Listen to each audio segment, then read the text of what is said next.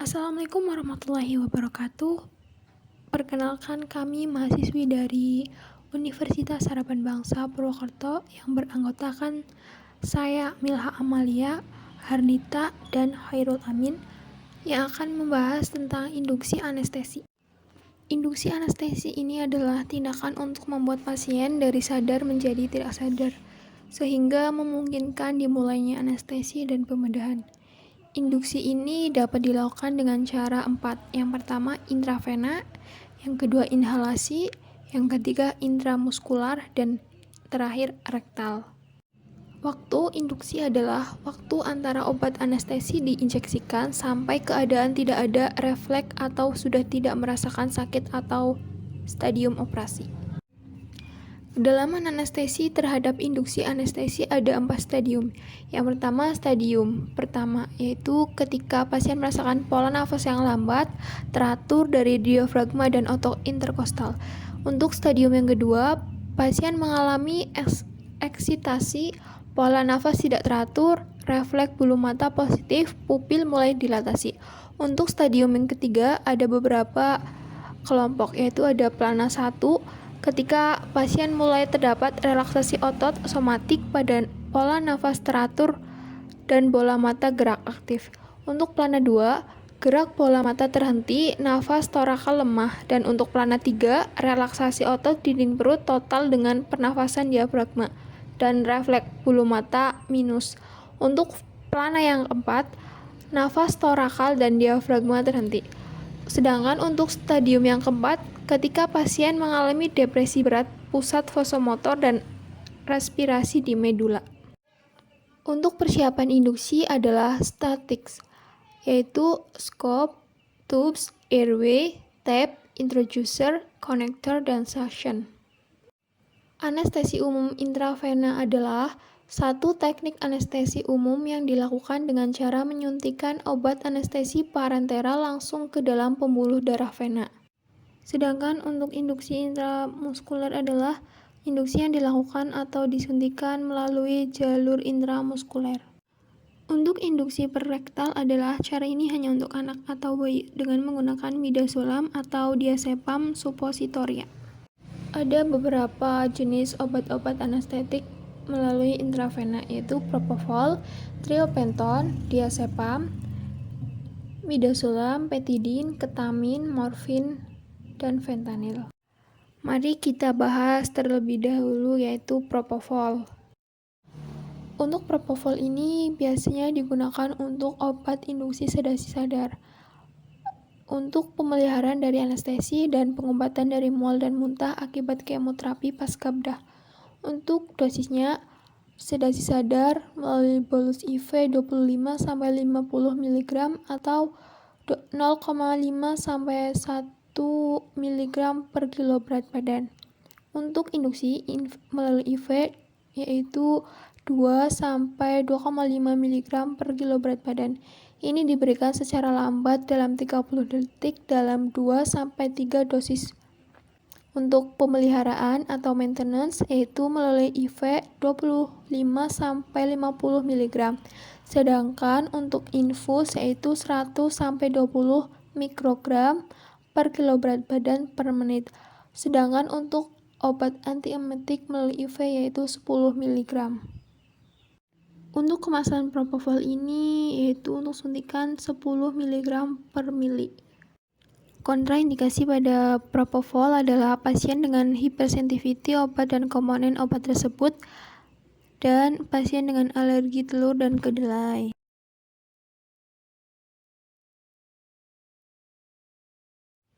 Yang kedua adalah ketamin. Untuk dosisnya adalah IV dosis 1-4 mg per kilo berat badan dengan dosis rata-rata 2 mg per kilo berat badan dengan lama kerja kurang lebih 15-20 menit. Untuk dosis tambahannya itu 0,5 mg per kilo berat badan atau sesuai dengan kebutuhan. Adapun keuntungan dan kerugian dari penggunaan ketamin ini. Untuk keuntungannya adalah tidak mengiritasi vena dan jaringan, induksi cepat dan analgesia dalam. pasien airway atau tanpa intubasi, dan bronkodilator. Untuk kerugiannya adalah HR meningkat, halusinasi dan bingung dengan mimpi yang tidak nyaman, katalepsi, diplopia, movement, nystagmus. Untuk indikasinya, ketamin dipakai baik sebagai obat tunggal maupun sebagai induksi pada anestesi umum. Yang pertama, untuk prosedur di mana pengendalian jalan nafas sulit, misalnya pada koreksi jaringan psikiatrik daerah leher. Di sini untuk melakukan intubasi kadang-kadang sukar. Yang kedua, untuk prosedur diagnostik pada bedah syaraf atau radiologi. Yang ketiga, tindakan ortopedi atau reposisi biopsi. Yang keempat, pada pasien dengan resiko tinggi ketamin tidak mendepresi fungsi vital, dapat dipakai untuk induksi pada shock. Yang kelima, untuk tindakan operasi kecil. Dan yang keenam, di tempat di mana alat-alat anestesi tidak ada. Dan yang terakhir, pada asma merupakan obat pilihan untuk induksinya. Adapun kontraindikasinya yaitu pertama, pasien hipertensi dengan sistolik 160 dan diastolik 100. Pasien dengan riwayat CVD, dekompensasi kordis, penyakit dengan peningkatan tekanan intrakranial atau peningkatan tekanan intraokuler. Harus hati-hati juga pada pasien dengan riwayat kelainan jiwa, operasi pada daerah faring karena refleks masih baik.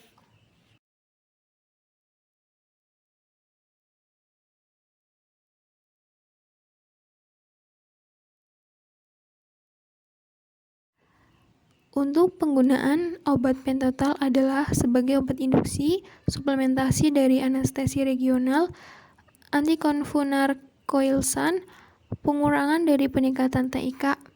Sedangkan untuk dosisnya adalah sebagai induksi, yaitu melalui IV 3-5 mg per kilo berat badan, untuk anak-anak 5-6 mg per kilo berat badan, dan untuk bayi adalah 7-8 mg per kilo berat badan.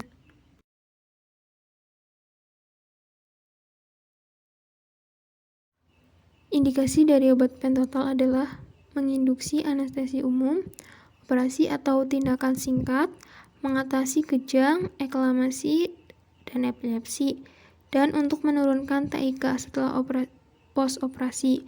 Sedangkan untuk kontraindikasinya adalah absolut propria tarda atau gangguan metabolisme porfirin, dan relatif heart failure, perikarditis, dan gangguan fungsi paru.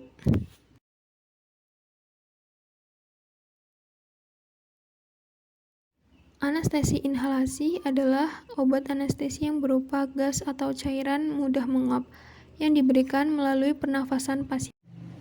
Beberapa golongan obat anestesi. Yang pertama, N2O, halotan, efluran, isofluran, sevofluran, dan desfluran.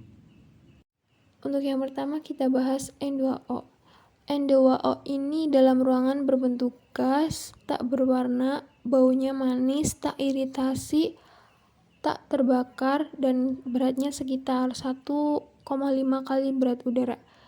Biasanya bersifat anestetik lemah dan analgesia kuat.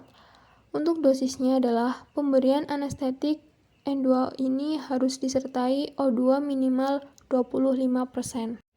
Keuntungan dari N2O ini adalah yang pertama, induksi dan pemulihan cepat dan segera, non-iritasi, analgesia yang intens, dan non-emetik.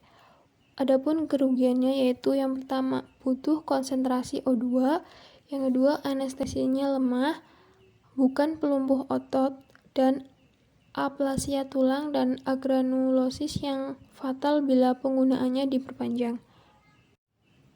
Yang selanjutnya adalah halotan. Halotan memiliki sifat analgesi lemah dan anestesik kuat. Sering digunakan sebagai induksi anestesi kombinasi dengan N2O. Selanjutnya adalah halotan. Ini memiliki efek vasodilatasi cerebral, meningkatnya aliran darah otak, dan menggigil pasca bedah. Untuk efek sampingnya adalah depresi napas, hipotensi, bradikardi, depresi vasomotor, depresi miokard. Untuk kontraindikasinya adalah gangguan hepar dan kegemukan. Yang selanjutnya isofluran. Masa induksi dan recovery lebih cepat. Efeknya menurunkan laju metabolisme otak terhadap oksigen, meningkatkan aliran darah otak, meningkatkan TIK, depresi jantung minimal, curah jantung minimal, dan relaksasi uterus. Untuk kontraindikasinya adalah operasi pada persalinan. Sevofluran. Ini memiliki sifat dirusak oleh soda lime, ekskresi dari badan lebih cepat. Sedangkan untuk baunya tidak menyengat dan tidak merangsang jalan nafas. Sekian dari kami, mohon maaf apabila ada salah-salah kata atau salah dalam penyampaian materi, mohon dimaafkan. Wabillahi taufiq wal hidayah. Wassalamualaikum warahmatullahi wabarakatuh.